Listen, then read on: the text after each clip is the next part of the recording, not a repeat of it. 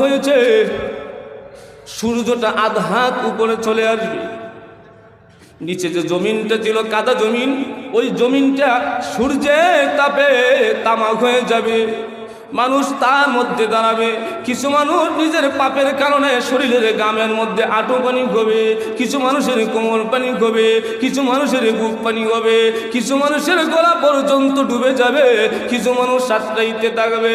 এমন পরিস্থিতি অবস্থা হবে সব মানুষগুলোকে বস্ত্রহীনভাবে উলঙ্গভাবে কিয়ামতের ময়দানে উঠানো হবে।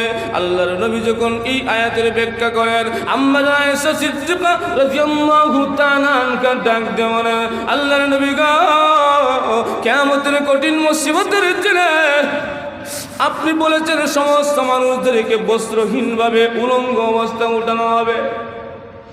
কিয়ামতের মাঠে সমস্ত মানুষগুলো থাকবে। হযরত আদম আলাইহিস সালাম থেকে নিয়ে কিয়ামত পর্যন্ত যত মানুষ আছে সমস্ত মানুষগুলো কিয়ামতের মাঠে দাঁড়াবে। ওগো নবীজি, ওই মানুষগুলার ভিড়ে আমরাও তো দাঁড়াবো। আমরা না, আপনার স্ত্রী, সমস্ত মানুষের, সমস্ত মুমিনদের মাতা, উম্মাহাতুল মুমিনিন, আমরা হলো সমস্ত মুমিনদের মাতা, আমরা হলাম আম্মাদান। আমরা মা হইয়া সন্তানের সামনে কিভাবে উলঙ্গ হইয়া দাঁড়াবো? ওগো নবীজি, আমাদের কি লজ্জা লাগবে না? সন্তানরা যদি আমাদের দিকে তাকায় গো, আমরা শরমে লজ্জায় মুখ কোথায় লুকাবো? আল্লাহর নবী বিশ্ব নবী ডাক দিয়ে আমরা এসারে, কিয়ামতের মাঠ এমন ভয়াবহ অবস্থা হবে, এত কঠিন অবস্থা হবে, একজন মানুষ আরেকজনের দিকে তাকাবে দূরের কথা, নিজের শরীরের মধ্যে যে কাপড় নাই এই কথাটাই তার কোনো কেউ থাকবে না। قال الله تعالى في كلامه المجيد وفي فرقانه الحميد أعوذ بالله من الشيطان الرجيم بسم الله الرحمن الرحيم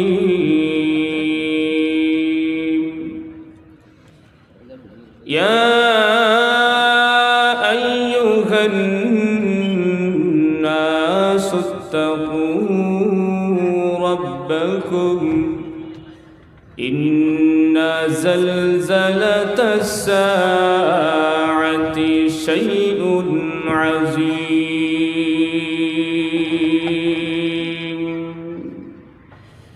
صدق الله العظيم وقال سيد الجن والبشر صلى الله عليه وسلم يشفع يوم القيامة ثلاث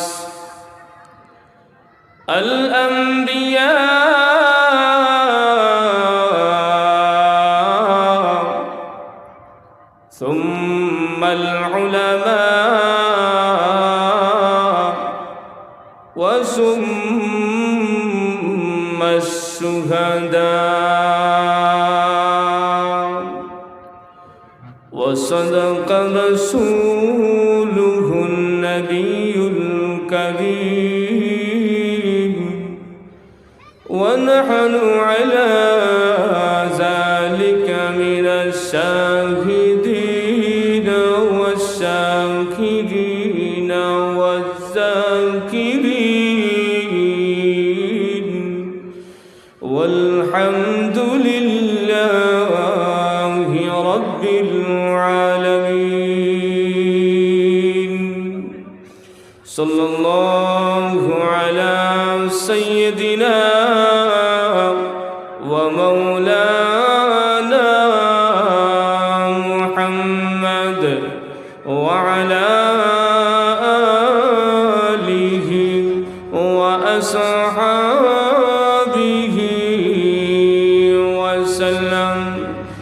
সাল্লাল্লাহু আলা সাইয়্যিদিনা ওয়া মাওলানা মুহাম্মদ ওয়া আলা আলিহি ওয়া আসহাবিহি ওয়া সাল্লাম। জিয়ারত মদিনা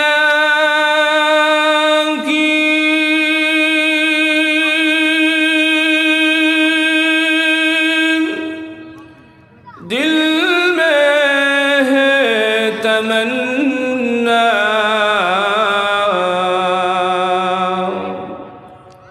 नहीं है मेरे पास सफर की समाना, बलगल उला बिकमालिही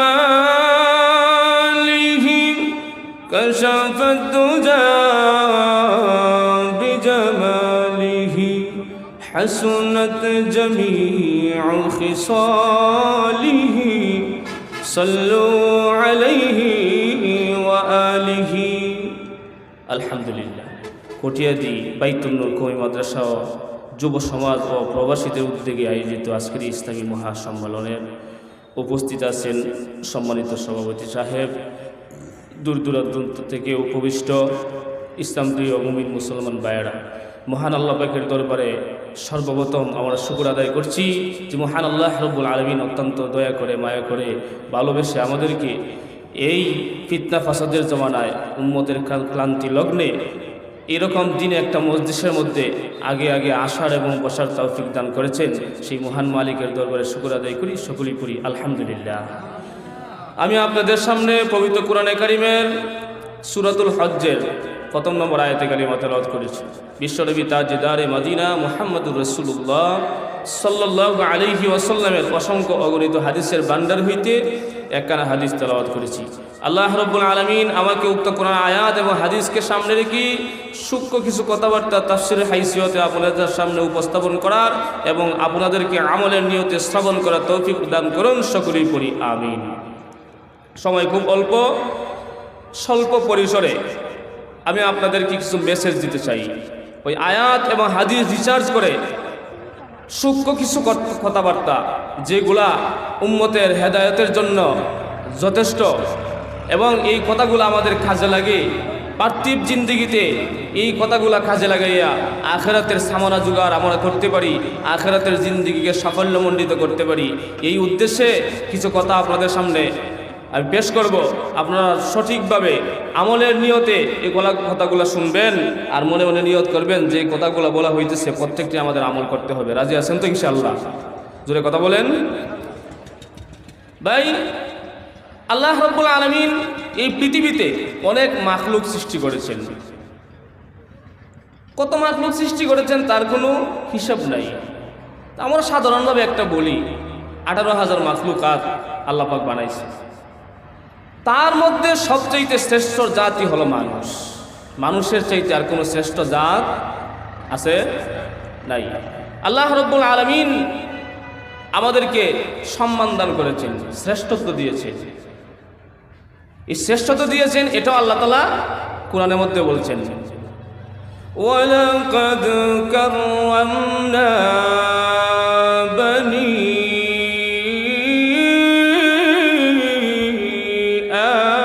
আদম।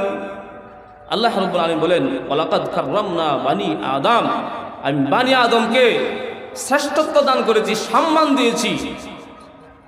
তাদেরকে সমস্ত মাখলুকের চাইতে আলাদাভাবে সুন্দরভাবে সুন্দর গঠনে সুন্দর প্রণালীতে সৃষ্টি করেছি। কারণ ওই বান্দাটাই আল্লাহর ইবাদত করবে, ওই বান্দাটাই আল্লাহর গোলামি করবে, ওই বান্দাটাই আল্লাহকে ডাকবে। কিন্তু আল্লাহ পাক আমাদেরকে বানাইছে শ্রেষ্ঠ, আমাদেরকে দিয়েছেন সম্মান, কিন্তু আমরা দুনিয়াতে কাজ করি সব নিকৃষ্ট।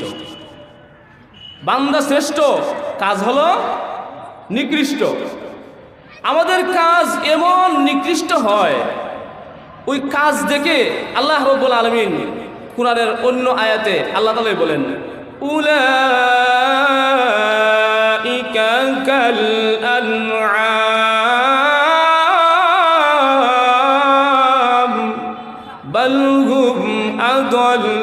উলাইকা হুমুল গাফিলুন।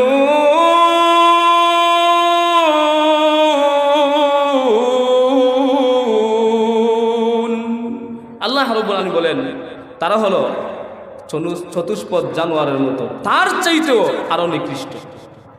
দেখেন আগের আয়াতে আল্লাহ তাআলা আমাদেরকে সম্মান দিয়েছেন, এখন চতুষ্পদ জানোয়ারের চাইতে আরো নিকৃষ্ট বলেছেন, খারাপ বলেছেন। কিসের জন্য? আমাদের কর্মের জন্য। কিন্তু ভাই দুনিয়াতে আমরা আজকে আছি, এই দুনিয়াতে একদিন থাকবে না, দুনিয়াটা ধ্বংস হয়ে যাবে, দুনিয়া কোনো কিছু থাকবে না, কুল কায়নাত যত কিছু আছে সমস্ত ধ্বংসশীল, সব ধ্বংস হয়ে যাবে, কিন্তু থাকবেন একমাত্র সম্মান ও মর্যাদার অধিকারী মহান আল্লাহ। হে আল্লাহ রাব্বুল আলামিন বলেন ইয়া আইয়ুহান নাসু তাকু রাব্বাকুম, হে লোক সকল আমি আল্লাহকে ভয় করো, আমি আল্লাহকে ডরাও, ভয় পাও। কারণ ইন্না জালজালাতাস সাআতি শাইউন আযীম, আল্লাহ বলেন যে প্রকম্পন আসবে, এটা বড় মারাত্মক, এটা বড় খুব ভয়াবহ। হে মানুষ, যখন প্রকম্পন শুরু হবে, জমিনটা যখন কাঁপতে শুরু হবে, সেই সময় তোমরা পালানোর কোনো রাস্তা খুঁজে পাবে না। সেই সময় এমন অবস্থা হবে, এমন অবস্থা হবে চতুর্দিক দিয়ে শুধু বাঙ্গার শব্দ শোনা যাবে, সব তছনছ হয়ে ভেঙ্গে ভেঙ্গে যারা যারা টুকরা টুকরা হয়ে যেতেছে। আল্লাহ রাব্বুল আলামিন বলেন যখন প্রকম্পন শুরু হয়ে যাবে, প্রলয় যখন শুরু হয়ে যাবে, তোমরা তাকায় দেখবে এই জমিনটা আর আস্ত থাকে না, জমিনটা ভেঙ্গে টুকরা টুকরা হয়ে যাবে। পাহাড়গুলা এত শক্তিশালী করে আল্লাহ বানাইলেন। আল্লাহ ডাক দিয়ে বলেন ও দুনিয়ার মানুষেরা, আমি আল্লাহ যখন জমিনের মধ্যে প্রকম্পন সৃষ্টি করে দিব, ওই এত শক্তিশালী পাহাড়টা তুলার মতো উঠতে থাকবে, তুলার মতো উঠবে। কি মনে করেন এত শক্তিশালী পাহাড় যখন তুলার মতো উঠতে থাকবে, প্রকম্পনটা আর ইসরাফিলের সিংহারের ফুৎকারটা তখন কত ভয়াবহ হবে। আল্লাহ রাব্বুল আলামিন ডাক দেন দুনিয়ার মানুষ, জমিনটা ভেঙ্গে টুকরা টুকরা হয়ে যাবে, জমিনের ভিতরে যা কিছু সম্পদ আছে, স্বর্ণ রূপা অলংকার পাতি জেওরাত যা কিছু আছে, সমস্ত কিছু জমিনের ভিতর থেকে জমিন বের করে দিবে। এমনকি জমিনের ভিতরে যত কিছু গোপন কথাবার্তা আছে, সমস্ত গোপন কথাবার্তাগুলা জমিন বের করে দিবে। তাফসীরের কিতাবের মধ্যে ওই গোপন কথাবার্তার কথা মুফাসসিরে কেরাম উল্লেখ করেন, মানুষগুলা জমিনের আনাচে কানাচে দাঁড়ায় গুনাহ করে, বসে বসে গুনাহ করে, শুয়ে শুয়ে গুনাহ করে। গুনাহ করে কি করে না? গুনাহ কি আসমানে কার ইয়ে করে? কথা বলেন না কেন? জমিনই তো করে। আল্লাহ রাব্বুল আলামিন বলেন আর দুনিয়ার মানুষ ওই জমিন সমস্ত কিছু বের করে দিবে। মানুষের পাপ যে করেছে, যেই জায়গায় দাঁড়িয়ে গুনাহ করেছে, যেই জায়গায় শুয়ে শুয়ে গুনাহ করেছে, যেই জায়গায় বসে বসে গুনাহ করেছে, সমস্ত কিছু ওই জমিন মানুষের ভাষায় কথা বলে বলে মানুষের কাছে বলে দিবে ও অমুক, তুমি না আমার উপরে দাঁড়ায় এই গুনাহ করেছিলে, তুমি না আমার উপরে বসে বসে এই গুনাহ করেছিলে, তুমি না আমার উপরে শুয়ে শুয়ে এই গুনাহ করেছিলে। আল্লাহ রাব্বুল আলামিন ডাক দেওয়া এই মহাপ্রলয় যখন আসবে, চতুর্দিকে যখন এইরকম ভূকম্পিত হবে, চতুর্দিক শুধু বাঙ্গার শব্দ শোনা যাবে, মানুষগুলা এমন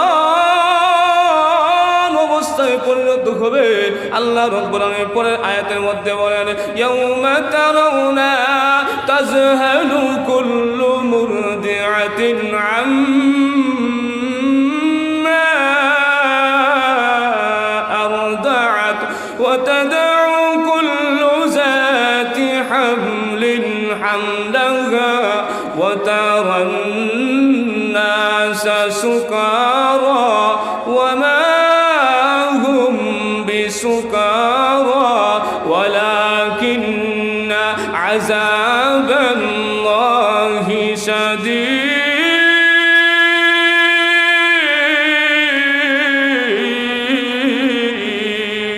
আল্লাহ রাব্বুল আলামিন ডাক দেওয়া ও দুনিয়ার মানুষেরা, তোমাদের অবস্থা ওই সময় তোমরা তাকায় দেখবে মানুষের অবস্থা এমন ভাবে এমন পর্যায়ে হয়ে যাবে, দুগ্ধপোষী যে মহিলা যে সন্তানকে দুধ পান করায় সব সময় সন্তানের খেয়াল রাখে, কোন সময় দুধ খাওয়ার সময়টা হয়ে যায়, কোন সময় সন্তানটা কান্নাকাটি করে দুধ পান করার জন্যে, কোন সময় সন্তানের খিদা লেগে যায়। আল্লাহ রাব্বুল আলামিন ডাক দিয়া বলে, দুনিয়ার মানুষেরই যখন প্রকম্পন শুরু হবে, ওই দুগ্ধপুষ্য মা সন্তানের কথা ভুলে যাবে, সন্তানের কথা স্মরণ থাকবে না।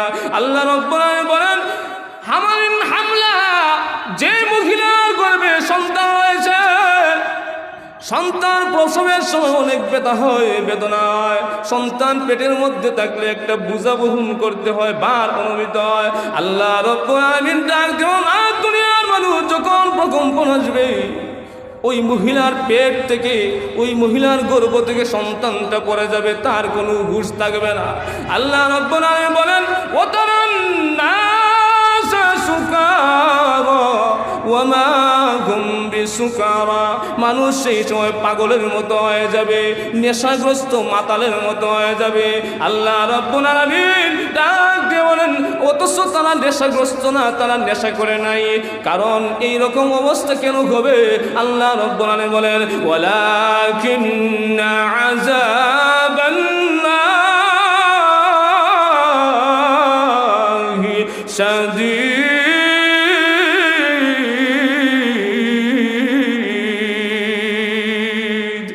আল্লাহ রাব্বুল আলামিন বলেন, তারা নেশাগ্রস্তের মতো আচরণ করবে, তারা মাতালের মতো হয়ে যাবে, কিন্তু তারা আসলে মাতাল না, নেশাগ্রস্ত না। কারণ এইরকম কেন করবে? আমি আল্লাহর ভয়াবহ আযাব দেখে, ইসরাফিলের সিংহার তর্জন গর্জন শুনে, হুমকি শুনে মানুষগুলা মাতালের মতো হয়ে যাবে। জোরে কন্যা আল্লাহু আকবার। এই মহাপ্রলয় যখন আসবে, পৃথিবীর সব ধ্বংস হয়ে যাবে। ইসরাফিল আলাইহিস সালাম দ্বিতীয়বার আবার সিংহায় ফুৎকার দিবেন, পৃথিবীর সমস্ত মানুষ, সমস্ত মাখলুক যা আছে সব মৃত্যুবরণ করবে, সব ধ্বংস হয়ে যাবে, ফেরেশতারা মারা যাবে, কুল কায়নাত কোনো কিছু থাকবে না। অথচ যে জান কবজ করে আজরাইল আলাইহিস সালাম সেও মারা যাবে, যে সিংহায় ফুৎকার দিয়েছিল ইসরাফিল সেও মারা যাবে, জিবরাইল সেও মারা যাবে, আরশ বহনকারী 8 জন যে ফেরেশতা ছিল ওই ফেরেশতারাও মারা যাবে, কেউ থাকবে না। কুল্লু মান আলাইহা ফান ওয়া ইয়াবকা ওয়াজহু রাব্বিকা যুল জালালি ওয়াল ইকরাম, সব কিছু ধ্বংস হয়ে যাবে। আল্লাহ বলেন, বেঁচে থাকবেন সম্মান ও মর্যাদার অধিকারী স্বয়ং আল্লাহ। মুসলমান আল্লাহ রাব্বুল আলামিন আবার ইসরাঈলের জীবনটা ফিরে দিবেন। তাকে যখন জীবিত করবেন, তৃতীয়বারে আবার সিংহার মধ্যে ফুৎকার দিবে। তৃতীয়বার যখন সিংহায় ফুৎকার দেওয়া হবে, সকল মানুষগুলা দৌড়ে দৌড়ে হাসরের মাঠে যাবে। হাসরের মাঠ কোথায় হবে? কিতাবের মধ্যে উল্লেখ করা হয়েছে, এই জমিনটা হবে হাসরের মাঠ। আজকে দেখা যাইতেছে এটা মাটির জমিন, উঁচা নিচা খাল বিল, অনেক কিছু নদী নালা, পাহাড় পর্বত, সমুদ্র, মহাসমুদ্র এইগুলো রয়েছে। কিন্তু ইসরাফিলের সিংহার ফুৎকারের বিকলতার কারণে সমস্ত উঁচা নিচা সব সমান হয়ে যাবে। পাহাড় ভেঙে জমিনের মধ্যে পড়বে, পাহাড় পড়বে সমুদ্রের উপরে, সমুদ্র উঁচা হয়ে যাবে, সব কিছু সমতল হয়ে যাবে, জমিনটা থাকবে কাদামাটির মতো। জুড়ে কোন কিসের মতো? মুসলমান ভাইরা আমার, ওই জমিনটা কাদামাটির মতো হবে। ওই জমিনের মধ্যে মানুষগুলা দৌড়ে, কিছু সংখ্যক মানুষগুলা দৌড়ে দৌড়ে হাসরের মাঠে দাঁড়াবে। কিছু মানুষের জন্য সুপার পাওয়ার যানবাহনের ব্যবস্থা করা হবে। কিছু মানুষ নিজে পায়ে হেঁটে হেঁটে হাসরের ময়দানে দাঁড়াবে। আবার কিছু মানুষকে আল্লাহ রাব্বুল আলামিন পা দিয়ে হাঁটাইবেন না, পা দিয়ে দিবেন উপরের দিকে, মাথা দিয়ে হাঁটাইয়া হাঁটাইয়া কিয়ামতের ময়দানে হাসরের মাটি নিয়ে দাঁড় করাবে। আর আরেক দল মানুষে মহান আল্লাহ স্বাভাবিকভাবে তুলবেন না, সেই মানুষগুলাকে পাগলের মতো মাতাল বানায় তুলবেন। এটা আসলেই মাতাল। তাফসীরে কিতাবের মধ্যে উল্লেখ করা হয়েছে, যে মানুষগুলাকে মাতালের মতো উঠানো হবে, ওই মানুষগুলাকে মুফাসসিরে ইকরাম উল্লেখ করেছেন, সুদখোররা, সমাজের মধ্যে যত সুদখোর আছে, ঘুষখোর আছে, যারা সুদ খায় ঘুষ খায় ওই সমস্ত সুদখোর এবং ঘুষখোরকে কিয়ামতের ময়দানে পাগলের মতো করে উঠানো হবে, মাতালের মতো করে উঠানো হবে। কারণটা হলো যারা সুদ খায়, যারা ঘুষ খায়, সুদখোররা কিয়ামতের ময়দানে আল্লাহ এবং তার রাসূলের সাথে যুদ্ধ করার জন্য প্রস্তুতি গ্রহণ করবে। সুস্থ মস্তিষ্ক বিবেকওয়ালা কোনো মানুষ আল্লাহর সাথে যুদ্ধে যাবে না, রাসূলের সাথে যুদ্ধে যাবে না। কারণ আল্লাহর চাইতে বড় মালিক, শক্তিধর, ক্ষমতাধর কোনো মালিক আসেনি। আরেকটু জোরে কথা বলেন। বিবেকমান কোনো মানুষ আল্লাহর সাথে যুদ্ধে যাবে না, রাসূলের সাথে যুদ্ধে যাবে না। ওই সুদখোরদেরকে মাতাল করে উঠানো হবে। একদল ফেরেশতা এসে তাদের হাতের মধ্যে কিছু অস্ত্র দিবি, ওই অস্ত্রগুলো তাকে নিয়ে আমাদের জমানার মধ্যে, সমাজের মধ্যে দেখবেন কিছু পাগল দেখা যায়। ওই পাগল তার হাতের মধ্যে যেটা দিবেন এটা নিয়েই নাচে। কার দিকে লাঠি ধরছে সে নিজেও খেয়াল করে না, নিজের আপন বাপের দিকেও লাঠি ধরে, ধরে কি ধরে না? মুসলমান ভাইয়েরা আমার, আল্লাহ রাব্বুল আলামিন বলেন আর দুনিয়ার মানুষের কিয়ামতের ময়দানে ওই সুদখোরদেরকে যখন উঠানো হবে, ওই সুদখোররা কিয়ামতের ময়দানে উঠবে। একদল ফেরেশতা এসে তাদের কাছে অস্ত্র দিবে, আর ওই অস্ত্র নিয়ে ওই মাতালের দল, সুদখোরের দল কিয়ামতের ময়দানে আল্লাহ এবং তার রাসূলের সাথে যুদ্ধে লিপ্ত হবে। জোরে কন্যা নাউজুবিল্লাহ। আল্লাহ এবং তার রাসূলের সাথে যে যুদ্ধ করতে যায় তার অবস্থা কি হইবে? আল্লাহ তাআলা কুরআনের মধ্যে ডাইরেক্ট বলছেন, যারা সুদ খায় তারা আল্লাহর সাথে জিহাদ ঘোষণা করে। খাইবেন সুদ? কথা কর না কেন? খাইবেন সুদ?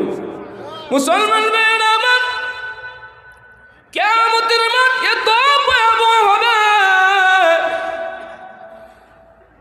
কিতাবের মধ্যে উল্লেখ করা হয়েছে সূর্যটা আধ হাত উপরে চলে আসবে।